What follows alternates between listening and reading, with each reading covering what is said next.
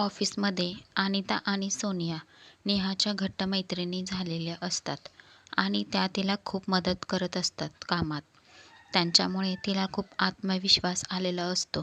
त्यामुळे ती ऑफिसमध्ये तिच्यावर आलेलं जगदीश सेठ नावाचं वादळाला धीराने सामोरे जाते. त्यानंतर सगळं आधीसारखे सुरळीत चालू झाल्यावर नेहाच्या लक्षात येते अनिता 2 दिवस झाले तरी ऑफिसला येत नाहीये. टेन्शनमध्ये येऊन ती सोनियाला अनिताबद्दल विचारते. तेव्हा सोनिया तिला सांगते अनिताच्या आयुष्याबद्दल की ती तिच्या जीवलगाला भेटण्यासाठी सुट्टी घेतली आहे. नेहाला हे अजून वेगळे वाटते, पण बरंसुद्धा वाटते. तिच्या मनातसुद्धा कधी नव्हे ते प्रेम जिवलग हे शब्द डोकावतात. त्यानंतर तिच्या लक्षात येते की मधुरिमाबद्दल सुद्धा जाणून घ्यायचे आहे.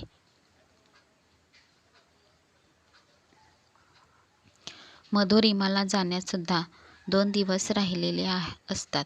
या 2 दिवसात काहीही करून तिच्याबद्दल जाणून घ्यायचं असं ठरवून ती घरी जाते आणि संध्याकाळच्या वेळी तिला सगळे विचारते.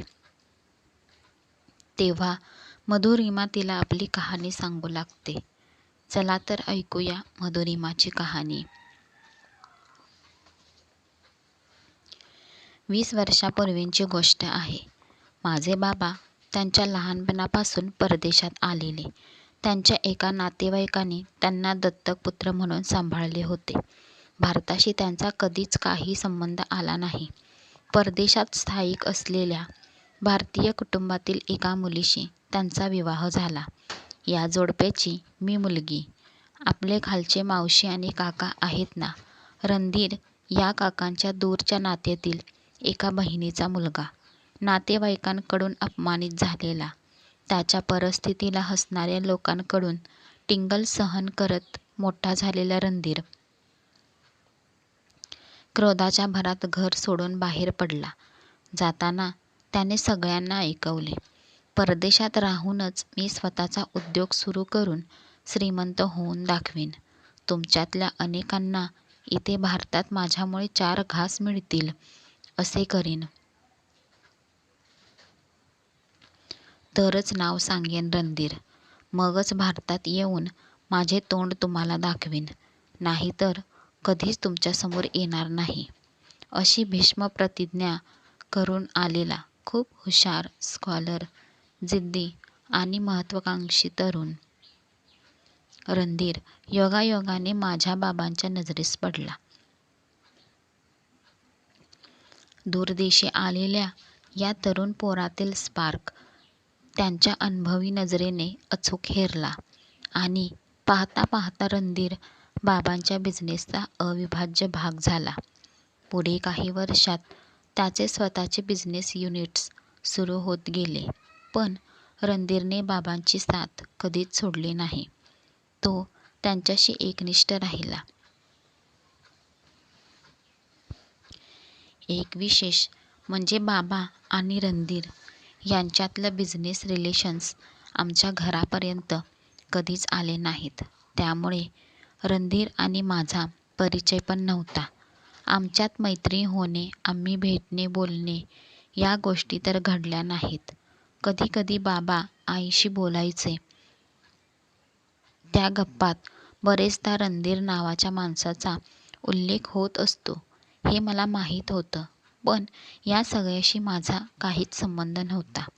मी माझ्या कॉलेज लाईफचा आनंद घेत होते. आमच्या मित्रमैत्रिणीत इकडे असते तसे बंधनकारक वातावरण नव्हते. मौज मजा या शब्दात सगळे आनंद घेणारे पोरं-पोरी आमच्या ग्रुपमध्ये होते. दिवस असे मस्त चाललेले होते. तारुण्याचे दिवस, मस्तीचे. अनेक गोष्टी मनाला जाणवत होत्या. लव्ह रिलेशन, स्त्री-पुरुष आकर्षण, त्यांच्यातील संबंध हे आमच्या मनातील सुप्त आकर्षणाचे विषय. तिथल्या वातावरणात नवल वाटावे असे काही नव्हते. आई-बाबांनी अचानक आमच्या जवळच्या नातेवाईक मुलासोबत माझे लग्नच ठरवून टाकले. आपली एकुलती एक मुलगी आता करोडपती घराण्याची सून होणार. कर्तबगार घराणे, तसाच जावई मिळाला हा आनंद त्यांच्या स्वप्नपूर्तीचा होता. हे प्रपोजल मी नाकारावे यासाठी माझ्याजवळ कुठलेच कारण नव्हते. कारण माझा कोणी स्वप्नातला राजकुमार नव्हता आणि मी कुणासाठी ड्रीम गर्ल नव्हते. अल्लड वयाचे नसले तरी काहीच जबाबदारी कधी न घेतलेली मी एक लकी गर्ल होते. आता आता आहोत त्यापेक्षा कैक पटींनी श्रीमंत असलेल्या माणसांच्या घरात आपण जाणार आहोत यात आनंद आणि सुख दोन्ही वाटत होते. मनजित नाव होते माझ्याशी लग्न झालेल्या मुलाचे. अफाट श्रीमंत असलेल्या मनजितच्या जगण्याच्या कल्पना आणि माझ्या कल्पना यात जमीन आसमानात इतके प्रचंड अंतर होते.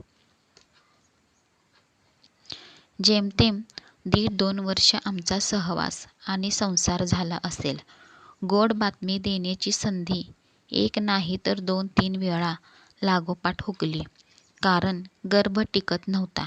किती काळजी घ्यायचो पण शेवटी झोळी रिकामी. आम्ही खूप उपाय केले. शेवटी आयुष्यभराची निराशा पदरात पडली.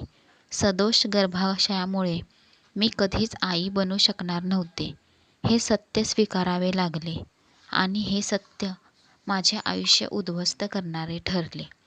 त्यातच त्याची आजारी आजी गेली आणि एक दिवस त्याने त्याला माझ्यापासून घटस्फोट हवा असे सगळ्यांना सांगितले.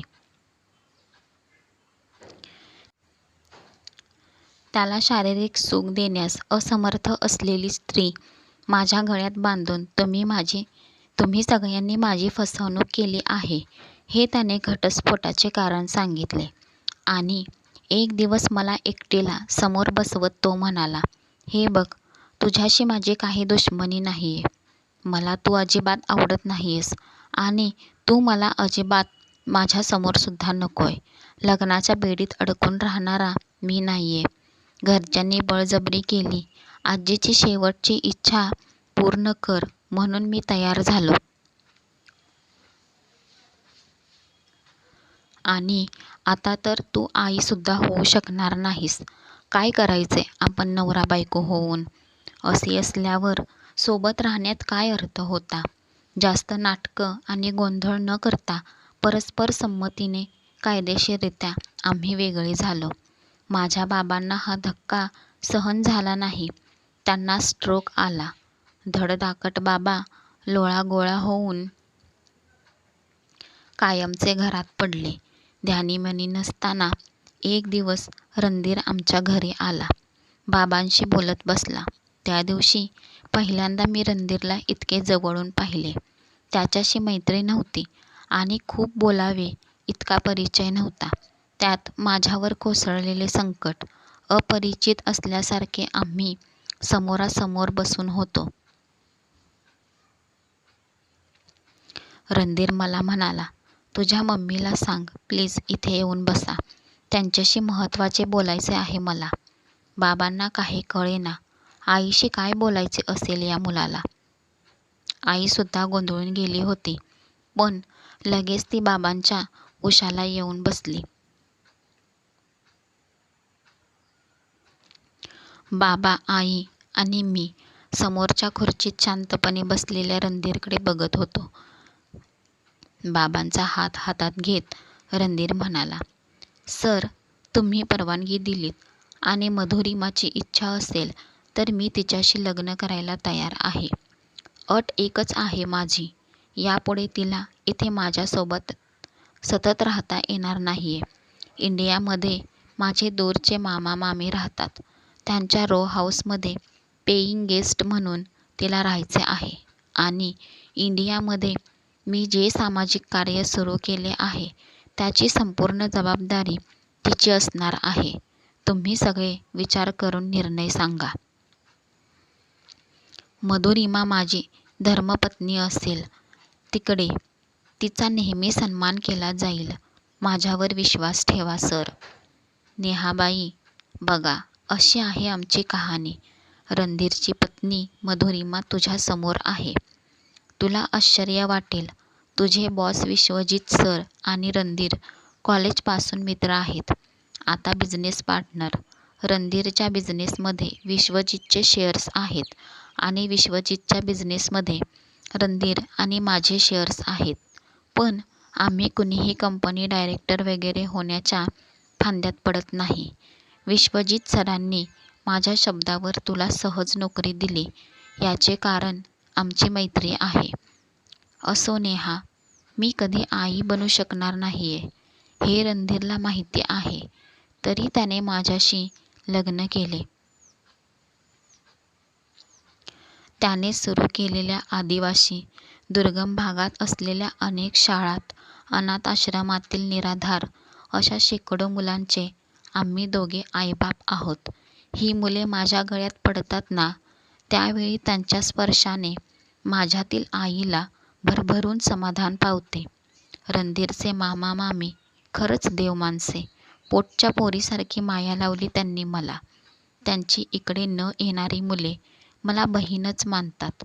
रणधीरची सगळी माणसे म्हणजे एक अनमोल खजाना आहेत आणि मी त्यांची राखणदार आहे. माझ्यासारखी सुखी, माझ्या इतकी नशीबवान आणि भाग्यवान मीच. दीदी, यू आर ग्रेट. मी पण लकी. मावशीची भाची असणे माझे छान नशीब. त्यामुळे तर तू आणि मी भेटलो आहोत. तू बिंदास रणधीर जीजूंना भेटून ये. माझी काळजी अजिबात नको करू. आपलेपणाने तू तुझी कहाणी मला सांगितलीस. थँक्स दीदी. नेहा, आपल्या मैत्री नात्यात कधीही खंड पडू द्यायचा नाही. Promise me. हो मधुरिमा दीदी, पक्का प्रॉमिस. नेहा, उद्या खूप कामं आहेत आपल्याला. झोपूया आता. Good night. नेहा मोठ्या समाधानाने झोपी गेली. मधुरिमाची कहाणी ऐकून नेहा थक्क झाली.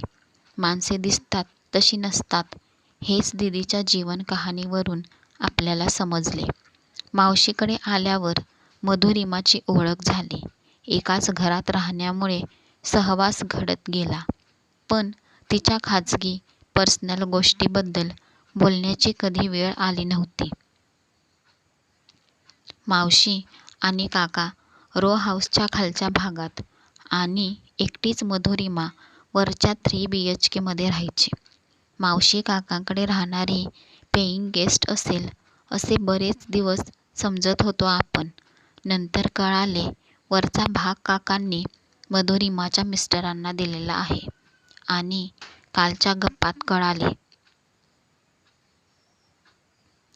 रणधीर काकांचा जवळचा नातेवाईक आहे. नेहाला आश्चर्य वाटत होते की मावशी काका रणधीरबद्दल मधुरिमाच्या समोर किंवा तिच्या माघारी ही कधीच एक शब्दही बोलत नसायचे. एखादी गोष्ट सिक्रेट कशी ठेवायची हे मावशी काकांच्याकडून शिकावी अशी गोष्ट आहे. सकाळी नेहमीप्रमाणे घाईघाईने कामे आटोपली आणि नेहा ऑफिसला निघाली. तेव्हा मधुरिमा म्हणाली, मी दुपारी सिटीमध्ये जाईन आणि तुझ्यासाठी लेडीज हॉस्टेलमध्ये 3 महिन्यांसाठी राहण्याची व्यवस्था आणि त्याला लागणारे पैसे भरून येईन. तसे तर तुला अपडेट देईनच. चल बोलू पुन्हा. मला आज बरीच पेंडिंग कामे निपटून टाकायची आहेत.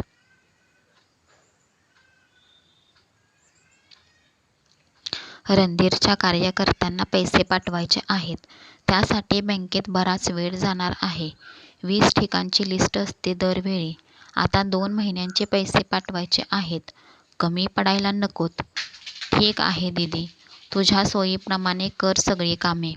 तुला रविवारी निघायचे आहे. आज बुधवार. 3च दिवस राहिलेत की फक्त. चल रात्री बोलू निवांत. बाय करून नेहा ऑफिसला निघाली. ऑफिसला गेल्यावर लगेच ज्याची त्याची कामे सुरू. मध्येच मीटिंग, कामाचा आढावा, यातच लंच टाईम झालाय हे सुद्धा लक्षात आले नव्हते.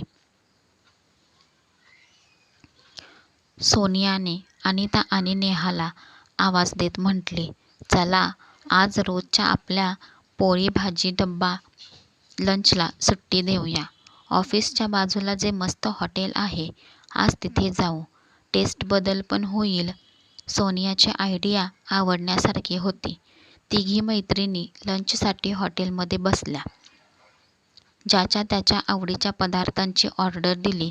आता वेटर कधी येऊन घेऊन येतो याचीच वाट पाहत बसण्याशिवाय इलाज नव्हता. नेहाचा फोन वाजला. स्क्रीनवर मधुरिमाचे नाव दिसले.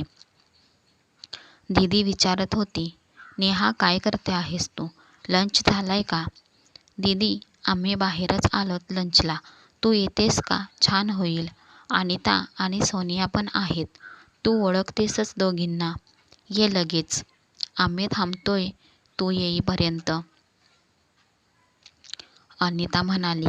ओहो, मधुरिमा येते आत्ता. खूप दिवस झाले त्यांची भेट नाहीये. ऑफिसमध्ये आल्या की आमची नावे लक्षात ठेवून बोलतात आमच्याशी. Feeling great. आपले बिग बॉस विश्वजित सर, मधुरिमा मॅडम ओल्ड फ्रेंड्स आहेत. आत्ता कमी झालंय मॅडमचे इकडे येणे. आधी खूपदा येत असत. नेहा, तुला हा जॉब मधुरिमा मॅडममुळे मिळालेला आहे. ते सुद्धा नो प्रोसिजर. सरळ एम्प्लॉई झालीस. हो ना नेहा? हो अनिता, हे खरेच आहे. पण पहा ना, माझ्या शिक्षणाचा आणि या जॉबचा काहीतरी संबंध आहे का? सोनिया म्हणाली. ए वेडाबाई, ज्यांना नोकरी नाहीये ना त्यांना जाऊन विचार बेकार असणे म्हणजे काय असते. तुला आयती नोकरी मिळाली, चांगला पगार आहे. अजून काय पाहिजे असते ग? नेहाला क्षणभर वाटले, सोनिया असे भडकल्यासारखे का बोलते आहे. नंतर तिला जाणवले, आपण काहीतरी विनाकारण बोललो आहोत म्हणून ती चिडली असावी. काही मिनिटातच मधुरिमा हॉटेलमध्ये आली. त्या तिघीजणी ज्या कोपऱ्यात बसल्या होत्या तिथे त्यांना जॉईन होत म्हणाले, चला जेवण लवकर येऊ द्या. मला तर एकतर प्रचंड भूक लागली आहे. बँकेच्या कामात खूप वेळ गेला. आता जेवण झाले की लेडीज हॉस्टेलकडे पळते आणि या नेहाचे काम करून टाकले की झाले मी 3 महिन्यांसाठी परदेशी जाण्यास मोकळी. अनिता म्हणाली. मधू मॅडम, काय काम आहे म्हणालात? नेहाचे ते लेडीज हॉस्टेल वगैरे डिटेल शेअर करा, म्हणजे we will also help you. मधुरिमाने सविस्तर सांगितले. ते झाल्यावर अनिता आणि सोनिया दोघीही एकाच वेळी म्हणाल्या, मधुरिमा मॅडम, हे असे काहीच करण्याची गरज नाही आता. आणि काय ग नेहा, तू याबद्दल एकदाही आमच्याजवळ काही कसे बोलली नाहीस? या सगळ्या गोष्टींबद्दल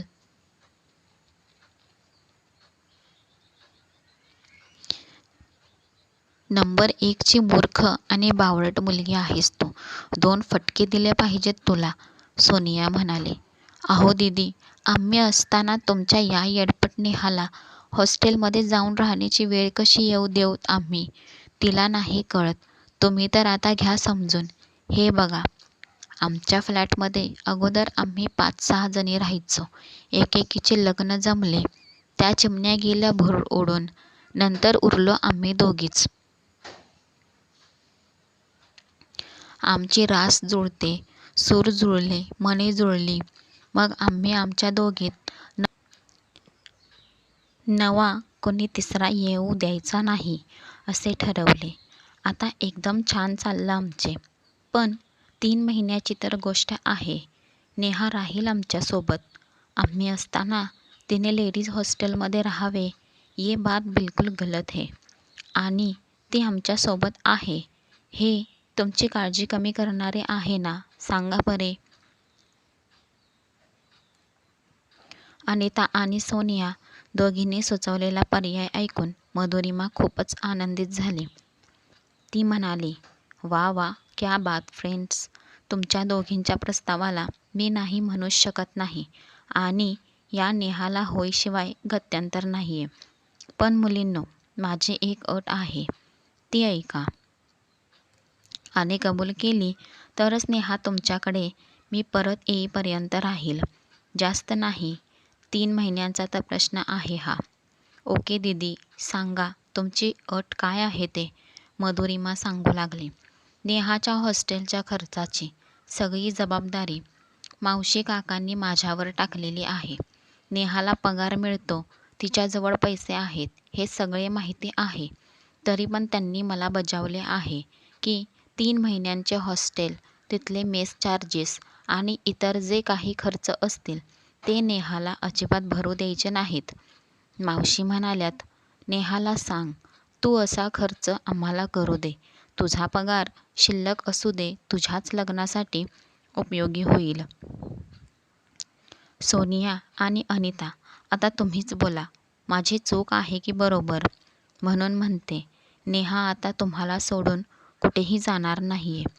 ती तुमच्यासोबत तुमच्या निगरानीखाली राहील. आणि हो, इस बच्ची को पूरा बदल डालो. तिला एखादा मित्र मिळवून द्या, म्हणजे तुमची थोडा वेळ सुटका होईल हिच्यापासून. सोनिया म्हणाली, दीदी, हे फार महत्त्वाचे काम दिलंत तुम्ही आम्हाला. तुम्ही येईपर्यंत ही नेहा इतकी बदलून गेलेली असेल की तुम्हीच म्हणाल आम्हाला, अरे मेरी वही नेहा मुझे लौटा दो.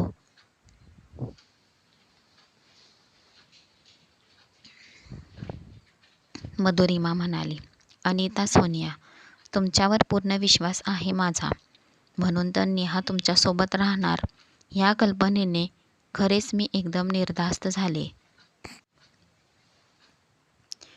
दीदीने पर्समधून एक बंद लिफाफा काढीत सोनियाच्या हातात देत म्हटले, मी अंदाजाने 50,000 रुपये ठेवलेत.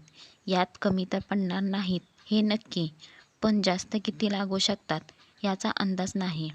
हॉस्टेल, मेस, बॅचलर लाईफ सध्याच्या दिवसात कमी खर्चाचे राहिलेले नाहीत याची कल्पना आहे मला, पण नेमके किती अपडेट नाही आहे मी याबाबतीत. पण जास्त लागले तर हक्काने सांगा, हक्काने मागा. नेहा आणि तुम्हा दोघींची मी आतापासून बडी दीदी आहे असे समजा आणि तशा नात्याने वागा, तरच मला जास्त आनंद होईल.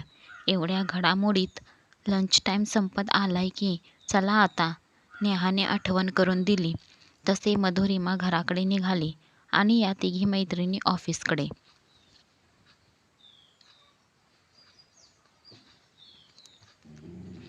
गाडी चालवताना मधुरिमा विचार करत होती, साध्या सरळ नेहाचे नशीबसुद्धा किती चांगले आहे. मावशी काकांचे नाते, त्याच्यामुळे आपल्याशी जोडले गेलेले आपुलकीचे, मैत्रीचे नाते आणि आपल्यामुळे ज्या ठिकाणी तिला नोकरी मिळाली तिथे तिला सोनिया आणि अनिता या तिच्यावर माया करणाऱ्या जिवलग मैत्रिणी मिळाल्या. या दोघींमुळे नेहाचे हॉस्टेलमध्ये राहायला जाण्याचे टाळले आहे. ही सुद्धा साधी गोष्ट नाही आहे. उलट हॉस्टेलमधले वातावरण कुणासोबत पार्टनर म्हणून राहावे लागले असते त्या अनोळखी मुलीशी वा लेडीज पार्टनरबरोबर नेहा ॲडजस्ट होऊ शकली असती का? आणि आजकालचे तरुण तरुणी, त्यांची लाईफस्टाईल, त्यांचे स्वभाव, आवडीनिवडी, बापरे, नुसत्या कल्पनेने सुद्धा अस्वस्थ होऊन जायला होतं. सरसकट वाईटच आहे असे नाही, पण नेहाच्या स्वभावाला साजेसे मित्रमैत्रिणी मिळणे अवघड नसले तरी सोपे अजिबात नाही. सोनिया आणि अनिता समंजस आहेत, अनुभवी आहेत आणि नेहा त्यांची कलीग आहे.